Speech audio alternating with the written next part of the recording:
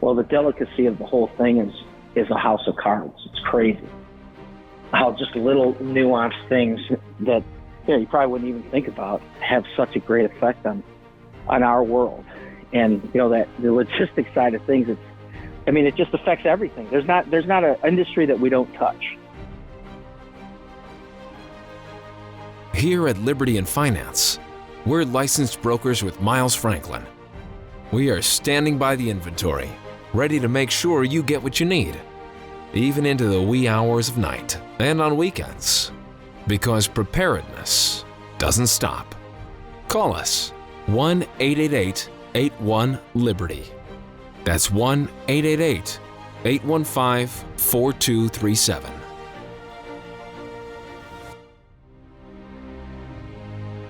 Welcome back to Liberty and Finance. We're glad to have this returning guest, a trucking industry insider who has been with us several times in the past before, to give us an insider's view of what's really going on the ground in our logistics and global supply chain, and especially within the domestic USA trucking industry, because a lot of people, including reluctant preppers and others, have been concerned about what's going to be going on with our availability of necessities for our families, our food supply, parts for repairs, things that we need going forward, the availability and the costs of everything that we use in our lives as householders.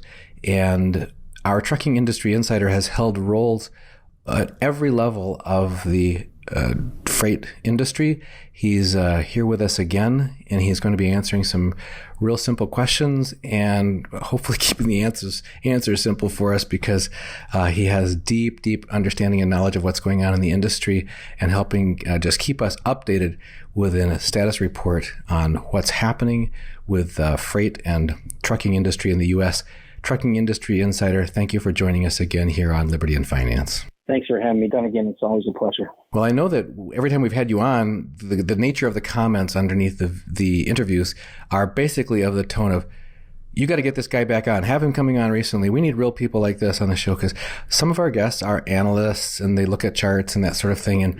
And you're in management roles and you look at forward forecasts and that sort of thing. So you do have to look at charts and that sort of thing along the way. But it's very much informed by the reality of boots on the ground operations that you're very much involved in. And you've talked to us about staffing and training and repairs and parts availability and all kinds of things like that.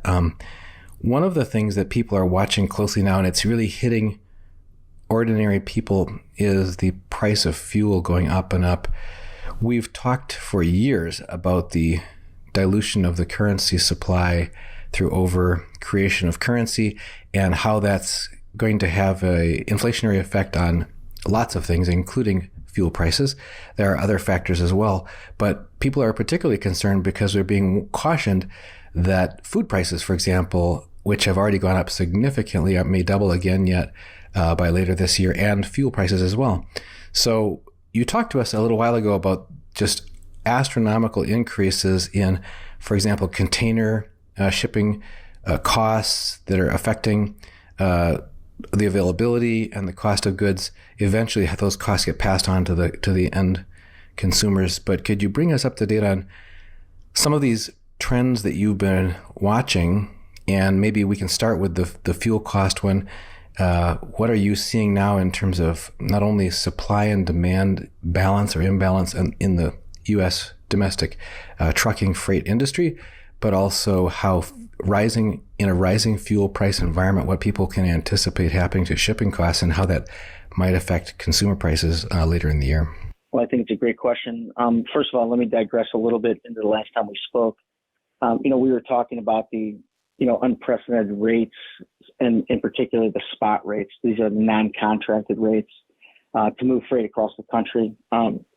Literally unprecedented 2, 3, sometimes as much as 4 and 5 times historic highs in the past. And from our perspective, one of the things that you always anticipate is if that lasts long enough, it's inevitable. It has that, downward effect on pricing, as it relates to the finished goods that you and I, pick up as we go to the grocery store or any box store out there. So what we're seeing out there in the marketplace isn't surprising, given the fact that the rates, although in a good news standpoint, did plateau as we were coming out of 21. So they've stayed high, but they basically stopped rising. However, to piggyback on your question, since we have fuel prices at the pump going up, and a lot of the folks that buy fuel typically buy gasoline. Well, if you pay attention to the diesel rates, unlike when we were kids, diesel is actually much more expensive than gasoline today. And there's good reasons for that. So some of your listeners might want to know why that is. And it basically goes back to the low sulfur diesel that started in the industry right around 2007. And that low sulfur diesel, to meet the new EPA requirements of these engines, requires a certain kind of crude to produce the low sulfur diesel. Well, it created a supply and demand issue that never existed before, because most of your listeners, if they know anything about diesel or gasoline, it was a byproduct. So diesel is a byproduct typically of making gasoline. And so the demand for gasoline was always stronger than diesel. Well, now that there's only a special kind of crude that can make it, there's supply issues in that area, which is causing the demand concerns. And obviously that's why the pricing is what it is. But to piggyback on the fact that, we were plateauing as we entered into 22, and you get that little dip in the beginning of the year for the holidays and such, but they stayed high, but they stopped climbing. Well, now that diesel is going up, diesel cost is passed along to the whoever's paying the shipping bill. So as diesel goes up, that's going to force the rates to continue to go up as well, because it's rated based on what's called a fuel surcharge in our world, and it's pump price average related. So they take the entire United States average, and based on a schedule, that's the fuel price for that particular shipment, and it's based on the miles and cents per mile. Well, naturally, as the rates at the pump go up, so does the average throughout the U.S., and again, that pushes the rates back up. So at this point in time, I don't think it's unreasonable for us to continue to see this increase, because naturally throughout the summer, fuel rates tend to go up anyway. And demand's going to continue to go up as the fuel rates go up, and the fuel rates go up when the surcharges go up, which means that ultimately the shipper's paying more, and those prices will continue to climb until we seek some kind of reprieve in the market. So that's really the bad news. So the good news is the rates have plateaued. However, they're going to continue to get pushed up as fuel goes up. So we'll see what the administration does. We'll see, with a few other factors that do affect this, throughout the summer. But unfortunately, it looks like we may see some additional increase over the next few months, at least until we get out of summer, which, to your point, will continue to affect you and I, as we go to the grocery store. The other part of the good news since we last talked, I think, is demand has decreased slightly, which means that allows for additional capacity on the market. Some of the manufacturers have finally gotten some of the new trucks that were really ordered, would have been now probably late 2020 and most of 21. Those orders are finally coming into the marketplace, which will also help on a capacity level side, which is another factor that can push rates down. So it might level out some of those fuel increases. We'll see. The good news is that it does help. And as we get deeper into the year, in fact, I talked to a few dealerships recently, and although they are bringing in and hitting the ground with a number of trucks, a lot of the latter fall orders that were coming in are still suffering from the chip shortage that your listeners probably read about from time to time.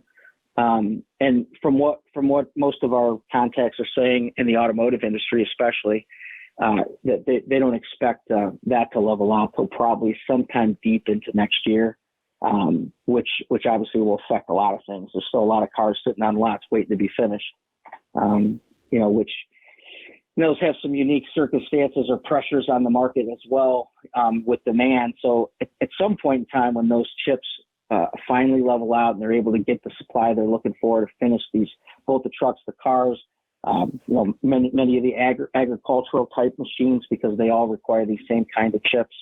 That'll also put some strains on capacity demands, which could affect prices as well. So it's a very delicate balance, as I'm sure you're aware, and many of your listeners are aware. But I think the good news is we're seeing that leveling off, and as long as nothing catastrophic kind of hits that market, and the fuel prices don't continue to go up, we might actually see some of the end user prices go down, but it's probably going to take till the end of the year to realize that. Well, a couple of aspects about that I wanted to follow up on with you. One was just an observation that's coming out of my long career in engineering, when you talked about the consequences of a policy decision that was made for clean air reasons, and they said, okay, now you can only have this particular type of fuel in the engine, and that drove, you could say it's an unintended or unexpected consequence, perhaps.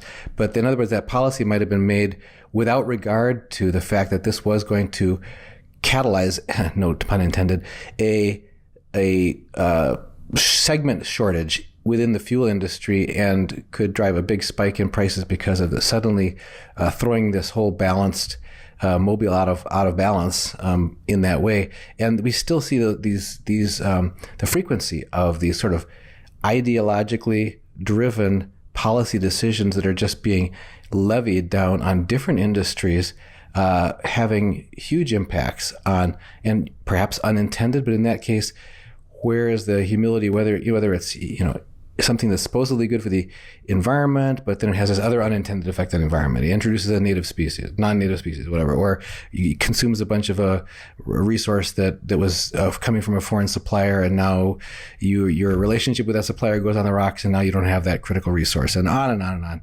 There's just, we live in a very complex world. We've spoken with Steve St. Angelo from the SRS Rocco report about the fragility of complex societies, and this just seems to be a good example of such a thing, where a policy decision that seemed virtuous in intent could have this drastic impact on cost that then can drive the ability, make it difficult for millions of people to get things at a cost that they can afford, et cetera. So quite remarkable. The other thing you just touched on was perhaps a light at the end of the tunnel in terms of some of these critical shortages of replacement parts and that sort of thing.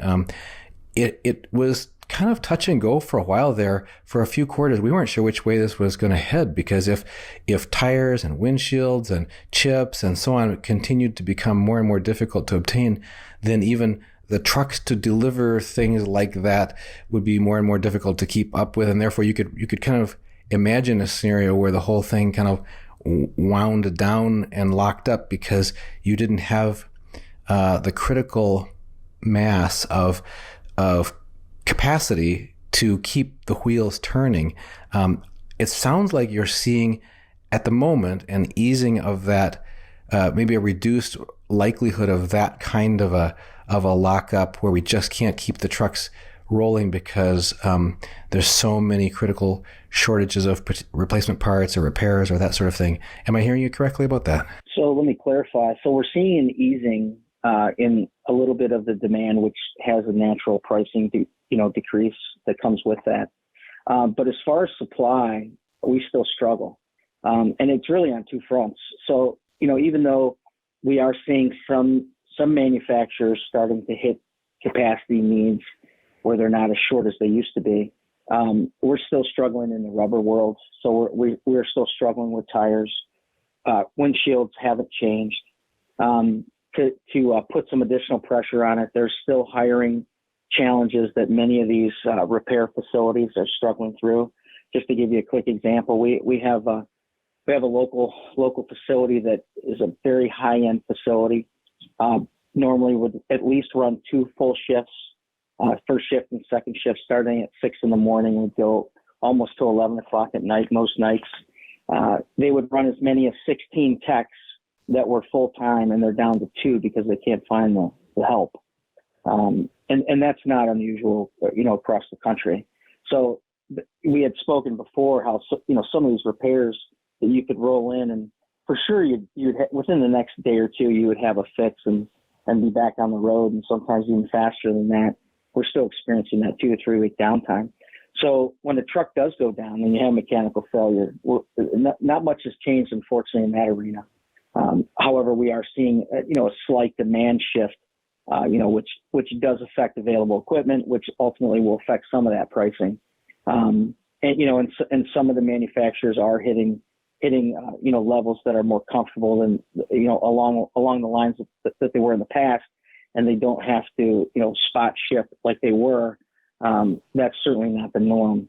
So I think some of that is picking up, but if you add steel and windshields and rubber and some of the aftermarket part industry, unfortunately, they're still struggling. So we watch that very closely, Dunnigan, because as you can imagine, when a truck comes off the road and you have a driver or two in that truck, and that they can't get to it for 2 or 3 weeks, which is unfortunately more normal than it's not. It puts you in a real pinch. So, and to piggyback on what you said before on the unintended consequences of some of these policy changes around low sulfur fuel for these better emissions. Most of the challenges that we have in terms of truck repair are in the fuel treatment side. So, you take an engine that was tried and true, made by a known manufacturer for 50 years, and they have to retrofit these fuel system, cleaners and various components that are meant to burn off the soot to make it a better, cleaner output. Where most of our trouble comes from, actually, ironically. That is so true to my experience. I rebuilt in 1966 Plymouth Barracuda Formula S in my high school years and college years. And the simplicity of that drivetrain and so on compared to the modern cars, we were walking the dogs as we do in our neighborhood and saw somebody with their hood open and some people standing around looking under the hood. And I thought, I can't remember the last time I saw somebody with their hood open, because nobody believes has any confidence anymore that they could touch anything in there. It's like, no user service of supply parts included in here anymore. Just if you're not don't have a computer scanner and everything else, don't even bother. That's very interesting. The other flash to my memory was, if people haven't seen the movie Ford versus Ferrari, I would really recommend seeing it. There's a scene in there where you've got these, common sense, very experienced mechanical team working on optimizing the performance of this car. And then you've got these corporate suits that are pushing for this technology upgrade to, instrument and computerize and all this, the engine. And they keep adding more. Computers didn't used to be light. They used to be heavy. And so there's a scene in there where Shelby is pulling this big, heavy computer out of the car so they can make another performance lap with it. And the corporate guys are saying, hey, what are you doing? What are you doing? He says, making the car go faster. So he was removing all this complexity and weight and baggage that had been strapped onto this to get back to the bare metal thing that actually worked just fine. Thank you. Anyway, so that's what came to mind when you mentioned that. Well, Dunnigan, let me add this. So, we used to take trucks in to see mechanics, and now they call them techs. Because unfortunately, all they do is they plug the computer that you mentioned into their machine and read the computer of the truck. And instead of attempting to fix anything, they send that information to the corporate headquarters of the truck manufacturer to get advice on what to do next. So that just makes it worse. So can relate to that story. Yep. Well, this is happening on the human level as well. Just not to diverge too much from this, but people who go to their local doctor now, it's almost becoming a thing of the past to even be able to see a doctor. More often you're provided with a nurse practitioner or an LPN or something like that, who, when they get your test results, they just go through some standard protocol that was enforced by whether it's the HMO or the insurance company or whoever higher up protocol, and the local doctor isn't even given the freedom to actually treat the patient anymore, despite that they know them, they know their history, they know their personal needs and what's in the best interest of the patient. So that's part of a mega trend that can feel quite disempowering to ordinary people when it just becomes you're just cogs in a wheel, parts in the machine of this all tending towards AI, tending towards one size fits all solutions and that kind of thing, rather than what's going to meet this situation right now and get this vehicle back on the road the quickest, that kind of thing. So how does that impacting the ability to move what needs to move around the country when it's taking weeks, when a truck goes down rather than a day or days to get that back on the road? How is that actually playing out? And do you see a trend of how that's changing? You think that's going to be mending or worsening going forward? I think it's at least staying the same. We started seeing this like right after the pandemic started, when places were shutting down, and then we kind of demolished that price point for workers between that $15 and $20 an hour range, and that's where most of those type of positions pay. In the industry, from the truck stop that they're getting fuel, to the parts store that they're buying parts at, and some of the techs that are working in these repair facilities. So in that regard, Dunnigan, I really don't see a change. I think that's going to plague us for some time going forward. We always hope for technology that can actually help us and work when it's supposed to. But really, until we see some kind of change in the employment market as a starter, and then I think in the way that some of these places can get trucks in quicker, which is really going to boil down to employment, I don't see how it's going to change, and we're not seeing it at this point. One of the things we asked you about last time, making the leap from the heart of inside the supply chain and the trucking industry out to actions that individuals might want to consider taking in their own lives, given that perspective and that awareness, is you told us, I remember this was before Christmas, you said you might want to get your Christmas shopping done early this year and not think that you're going to get stuff last minute. My wife, who does almost all of the ordering for all kinds of things that we get into our home, including nutritional supplements and all food stuffs and all kinds of stuff, tells me, quite often, actually, this is embarrassing, and she tells me, you've got to tell me earlier than you're accustomed to telling me if we're getting low on something, because you can no longer assume I'm just going to be able to get it in a few weeks' notice. You've got to give me months' notice. So my let's see, what do you call that? My purchasing department my sourcing department is informing me that their replenishment times are going way up. And so I need to give much earlier notice if we're getting low on inventory, any of the stuff that we need. Do you foresee that that's something that's at least status quo now, that people need to continue to think farther ahead than they normally would, as far as making sure that they've got the stuff that they need and not assume they're going to be able to get it last minute? So it's a funny question for me, because, we live in the just-in-time world. So, when customers reach out to us, it's like you and I used to go to the local, either grocery store or big box store, to get that last minute item. We always took it for granted that there was always certain things that you can always count on. So living in that world, I've always taken that for granted, because it's the type of service that I provide and we provide our customer base. So we jump through hoops constantly to make sure that that's the kind of level of service that customer experiences.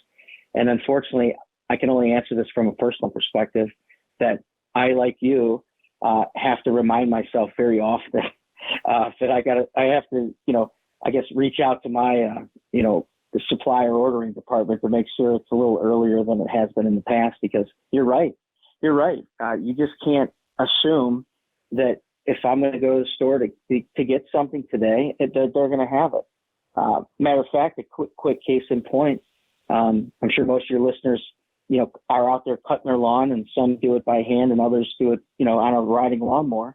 Well, we broke a very common component on a riding lawnmower, purchased from a local vendor that carries this brand and the parts that go along with it.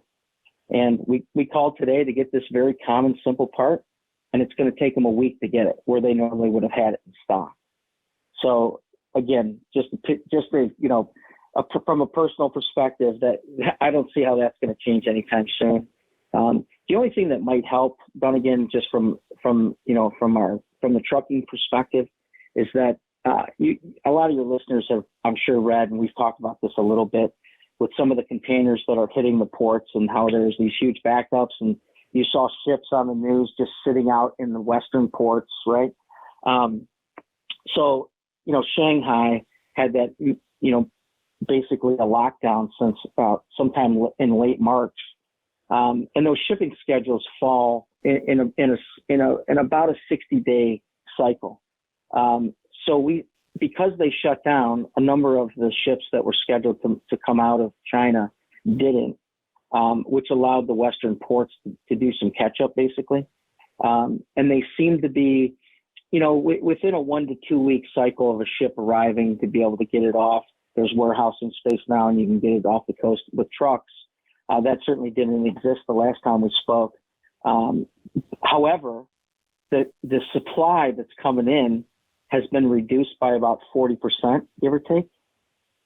And a lot of those products are what we take for granted again in the stores and in the box stores. So I don't know how this is going to play out yet. We've been watching it very closely because what comes off the West Coast has a big effect, in demand across the country because of the capacity that is used in that environment.